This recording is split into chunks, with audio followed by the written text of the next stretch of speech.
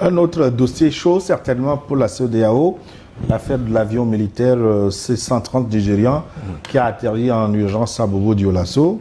La version officielle nigériane évoque une panne technique, alors que la manœuvre est perçue par le Burkina Faso et l'AES comme une violation inamicale. En réponse, l'AES a mis ses défenses en alerte maximale et a menacé de neutraliser désormais tout aéronef non autorisé. Ma question maintenant, cet incident est-il un simple malentendu technique ou un signe d'escalade militaire entre la CEDEAO et Non, l'AES? attends, l'avion là cherchait quoi là-bas? Il cherchait quoi sur le territoire burkinabé? Avant qu'un avion ne décolle, l'itinéraire est tracé. Oui, mais un avion en détresse. En détresse, oui, d'accord. S'il est en détresse, ça veut dire qu'au moins on connaissait son itinéraire. Quand le Nigeria nous fait croire que non, l'avion devait aller en Portugal pour machin. Et le Portugal dément qu'il ne connaît pas cette histoire-là, ça veut dire quoi? Non, il croit que le Portugal est dirigé par des mafieux. Voilà. Avec qui il s'entend en France, il croit que c'est un pays de mafieux comme en France. Voilà. Et qu'on va le suivre les yeux fermés en attendant quelques faveurs financières. Le Portugal est un pays sérieux qui se respecte, qui est dirigé par des gens sérieux. C'est-à-dire qu'on peut être dans la comédie, dans l'amusement. Il ne faut pas que nos dirigeants d'aujourd'hui pensent qu'ils sont dans les années 1960 où la vérité peut être étouffée. Tout le monde a accès à l'information, à la connaissance aujourd'hui. Et donc, ça les ridiculise davantage. Et on voit combien, en réalité, ils sont dans l'insincérité permanente. Alors voilà, l'avion est cloué, ils n'ont qu'à s'expliquer, ils n'ont qu'à se justifier. Mais une chose est sûre, l'avion avait des problèmes.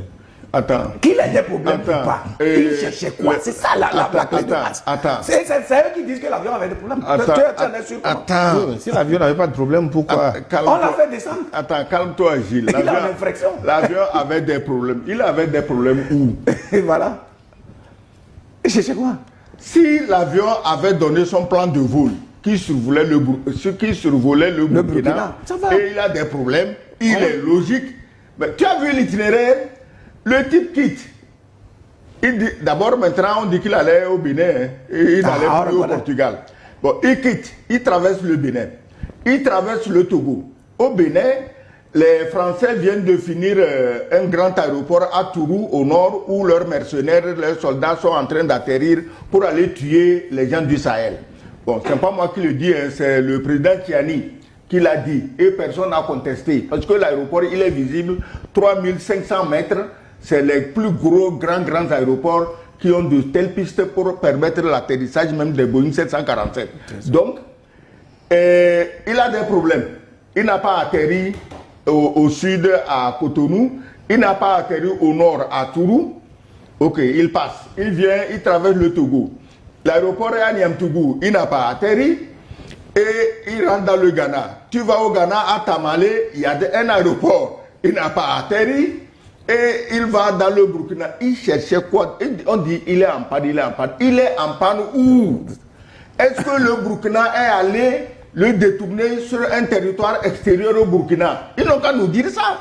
S'ils nous disent aujourd'hui que bon, au fait les chasseurs burkinabés sont allés détourner notre avion sur le Togo ou sur le Ghana, bon là on les écoute. Mais apparemment c'est un avion inoffensif. Inoffensif. Il n'y avait pas d'armes. Attends. Il y avait... C'est l'avion le plus dangereux qui peut survoler l'AES parce qu'il est hyper équipé. D'ailleurs, soit dit en passant, c'est un avion français. Il est équipé par les Français. Et c'est des officiers formés par la France qui étaient dans l'avion pour espionner les pays de l'AES. Mais il faut faire attention. C'est le plus dangereux parce qu'il fallait repérer les positions des armées de l'AES, des dépôts d'armes de l'AES, des VDP, tout ce qui est stratégique pour ces pays, il fallait repérer ça parce que toutes les armes qui s'amoncellent depuis 2-3 mois, que Tiani dénonce, et on fait semblant de ne pas l'écouter, c'est pour attaquer. Ils n'ont pas renoncé. Hein. Donc l'avion allait faire des repérages, il revient et on va attaquer. Et tu dis qu'il est inoffensif. Un Hercule C-130 inoffensif. L'AES fait très bien de prendre au sérieux cette affaire-là. Vous allez constater que c'est là le président de la Confédération des chefs d'État de l'Alliance du Sahel qui a sorti le communiqué. Ce n'est pas le Burkina Faso. C'est le général Assimi Goïta qui a sorti un communiqué clair qui montre que il y a un acte d'inamitié et il y a donc une forme d'espionnage. C'est un scandale qu'il faut justement essayer de... Je pense que le Nigeria fait bien là de commencer à marcher sur les œufs.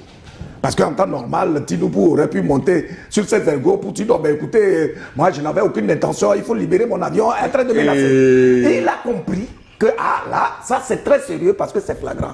Et vous savez très bien que les pays de l'AES ont les moyens suffisants pour décortiquer toutes les informations liées au projet que visait justement cet avion-là. Et donc, si le Nigeria ne se montre pas sage, tout sera étalé à la place publique et c'est le Nigeria qui sera débité. Dans tous les cas, il est évident qu'aujourd'hui, les pays de l'AES ont appris à s'organiser, à être rigoureux avec eux-mêmes et personne, aucun plaisantin, de quelque nature que ce soit, ne peut encore oser survoler le territoire de la Confédération sans qu'il ne soit justement repéré et sans qu'on ait une attention très ferme. Gilles, ton avion était tellement innocent que... Arrivé sur le Burkina, il a coupé le transpondeur. Voilà, le transpondeur, c'est quoi? Je ne suis pas technicien, je ne suis pas pilote. Ça permet de le repérer. Mais c'est ça qui sert au moins à repérer l'avion. Absolument. À savoir quel avion c'est, qu'est-ce que c'est. Il a coupé le transpondeur. Peut-être que c'est le transpondeur qui était en panne. Non, attends. Et quand un avion est en panne en urgence, il lance le cri d'alarme, Médé. S'il avait lancé Médé là, l'aéroport de Niamtougou aurait capté ça. L'aéroport de Tamale aurait capté ça. L'aéroport de Tourou, leur aéroport au nord du Bénin, aurait capté ça. L'aéroport de Ouaga aurait capté ça. L'aéroport de Bobo aurait capté ça. L'aéroport de ses amis à Korogo aurait capté ça. Il n'y a pas de Médé. Je ne vous connaissais pas expert en... Renseigne-toi chez les gens là avec qui je suis allé à l'école. Je suis incollable en géographie, incollable en histoire. Il faut demander, on te dira. Donc, le transpondeur coupé, tu sais, c'est comme si je viens chez toi la nuit, tu es au bas d'une colline. J'arrive avec ma voiture, je coupe le moteur, j'éteins les phares et je descends doucement. C'est toi. Pourquoi? Je veux te surprendre. Ah ouais, bien sûr. Te surprendre pourquoi? Pas quand même pour t'embrasser. Tu comprends? Donc c'est ça, c'est le système mafieux là.